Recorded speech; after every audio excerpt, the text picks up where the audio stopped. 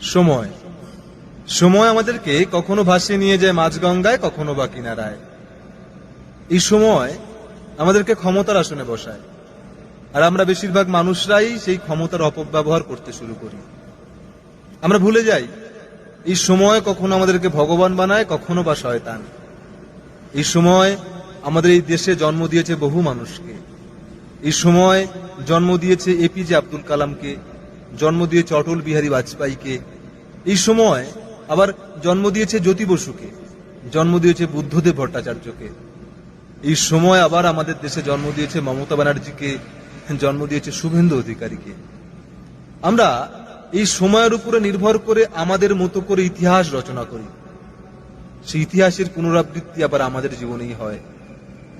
তাই আমরা যখন সময়ের উপরে নির্ভর করে ইতিহাস লিখতে শুরু করি, তখন আমরা ভুলে যাই যে এই ইতিহাসের পুনরাবৃত্তি আমাদের জীবনেই হবে।